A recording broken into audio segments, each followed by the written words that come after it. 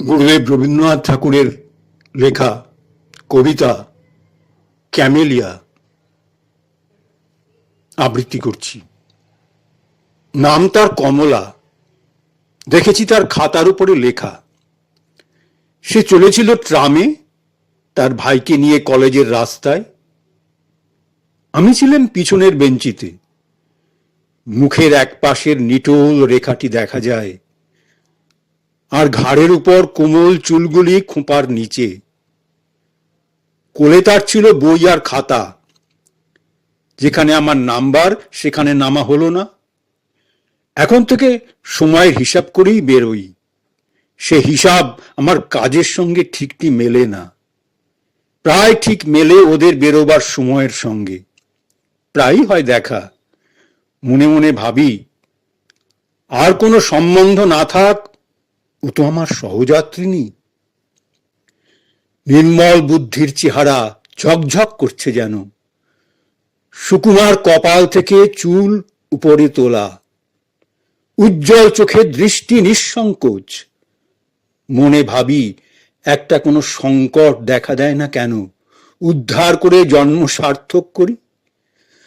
রাস্তার মধ্যে একটা কোনো উৎপাত, কোন একজন গুন্ডার স্পর্ধা, এমন তো আজকাল ঘটেই থাকে। কিন্তু আমার ভাগ্যটা যেন ঘোলা জলের ডোবা। বড় রকমের ইতিহাস ধরে না তার মধ্যে।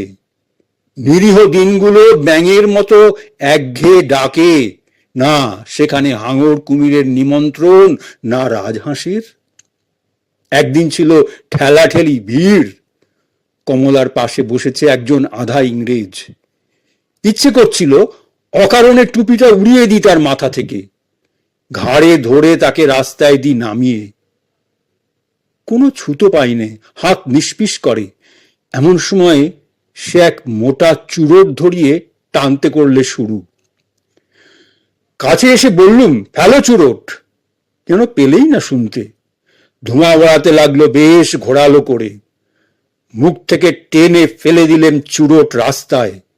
হাতে মুঠো পাকিয়ে একবার তাকালো কটমট করে, আর কিছু বললে না। এক লাফে নেমে গেল। বোধহয় আমাকে চেনে। আমার নাম আছে ফুটবল খেলায়, বেশ একটু চওড়া গোছের নাম। লাল হয়ে উঠল মেয়েটির মুখ। বই খুলে মাথা নিচু করে ভান করলে পড়বার। হাত কাঁপতে লাগলো। কটাক্ষেও তাকালে না বীর পুরুষের দিকে। আপিসের বাবুরা বললে, বেশ করেছেন মশাই। একটু পরেই মেয়েটি নেমে পড়ল অজায়গায়, একটা ট্যাক্সি নিয়ে চলে গেল। পরদিন তাকে দেখলুম না। তার পরদিনও না। তৃতীয় দিনে দেখি একটা ঠেলা গাড়িতে চলেছে কলেজে। বুঝলুম ভুল করেছি গুয়ারের মতো। ও মেয়ে নিজের দায় নিজেই পারে নিতে। আমাকে কোনো দরকারই ছিল না। আবার বললুম মনে মনে, ভাগ্যটা ঘোলা জলের ডোবা। বীরত্বের স্মৃতি মনের মধ্যে কেবলই আওয়াজ করছে, কোলা ব্যাঙের ঠাট্টার মতো। ঠিক করলুম ভুল শোধরাতে হবে। খবর পেয়েছি গরমের ছুটিতে ওরা যায় দার্জিলিংয়ে। সেবার আমারও হাওয়া বদলাবার জরুরি দরকার। ওদের ছোট্ট বাসা, নাম দিয়েছে মতিয়া। রাস্তা থেকে একটু নেমে এক কোণে গাছের আড়ালে সামনে বরফের পাহাড়। শোনা গেল আসবে না এবার। ফিরবো মনে করছি, এমন সময়ে আমার এক ভক্তের সঙ্গে দেখা। মোহনলাল, রোগা মানুষটি, লম্বা, চোখে চশমা। দুর্বল পাকযন্ত্র দার্জিলিং এর হাওয়ায় একটু উৎসাহ পায়। সে বললে, তনুকা আমার বোন, কিছুতে ছাড়বে না তোমার সঙ্গে দেখা না করে। মেয়েটি ছায়ার মতো, দেহ যতটুকু না হলে নয় ততটুকু। যতটা পড়াশোনার ঝোঁক, আহারে ততটা নয়। ফুটবলের সর্দারেরও পড়ে, তাই এত অদ্ভুত ভক্তি। মনে করলে আলাপ করতে এসেছি, সে আমার দুর্লভ দয়া। হায় রে ভাগ্যের খেলা। যেদিন নেমে আসব তার দুদিন আগে তনুকা বললে, একটা জিনিস দেবো আপনাকে, যাতে মনে থাকবে আমাদের কথা। একটি ফুলের গাছ। এক উৎপাত, চুপ করে রইলেম। তনুকা বললে, দামি দুর্লভ গাছ, এদেশের মাটিতে অনেক যত্নে বাঁচে। জিজ্ঞেস করলেন, নামটা কি? সে বললে, ক্যামেলিয়া। চমক লাগলো। আর একটা নাম ঝলক দিয়ে উঠল মনের অন্ধকারে। হেসে বললেন, ক্যামেলিয়া? সহজে বুঝি এর মন মেলে না। তনুকা কি বুঝলে জানি নে, হঠাৎ লজ্জা পেলে, খুশিও হলো। চললেন টপ শুদ্ধ গাছ নিয়ে। দেখা গেল পার্শ্ববর্তিনী হিসাবে সহযাত্রীটি সহজ নয়। একটা দোকামরা গাড়িতে টপটাকে লুকোলেম নাবার ঘরে। থাক এই ভ্রমণ বৃত্তান্ত, বাদ দেওয়া যাক আরো মাস কয়েকের তুচ্ছতা। পুজোর ছুটিতে প্রহসনের জবনিকা উঠল সাঁওতাল পরগনায়। জায়গাটা ছোট, নাম বলতে চাইনে। বায়ু বদলের বায়ুগ্রস্ত দল এ জায়গায় খবর জানে না। কমলার মামা ছিলেন রেলের ইঞ্জিনিয়ার, এইখানে বাসা বেঁধেছেন।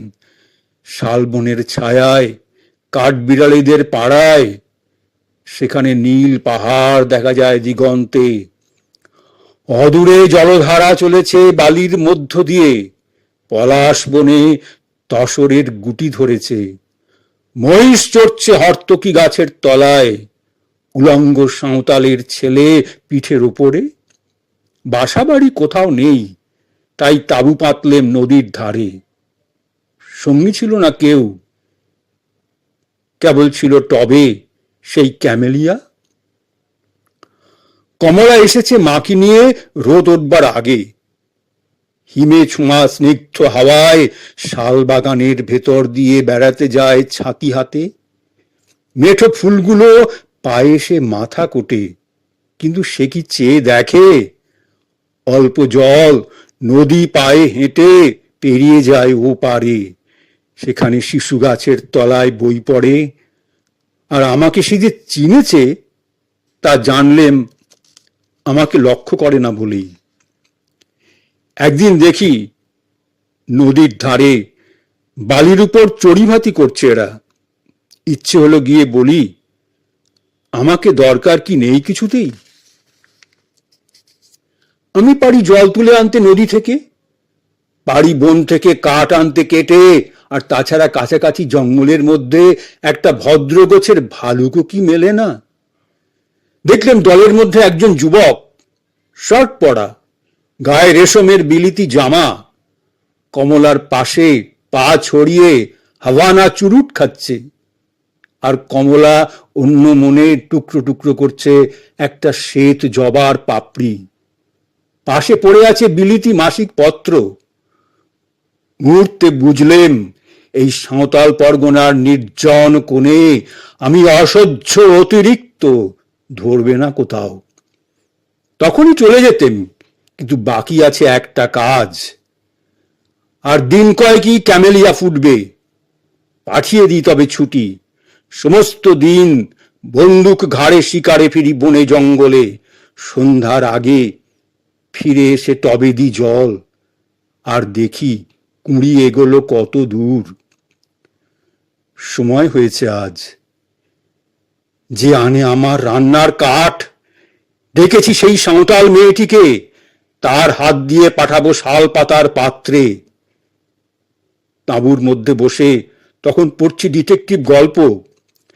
বাইরে থেকে মিষ্টি সুরে আওয়াজ এলো, বাবু ডেকেছিস কেনে? বেরিয়ে এসে দেখি ক্যামেলিয়া সাঁওতাল মেয়ের কানে, কালো গালের ওপর আলো করেছে। সে আবার জিজ্ঞেস করলে, ডেকেছিস কেনে? আমি বললেম, এই জন্যেই। তারপর ফিরে এলেম কলকাতায়।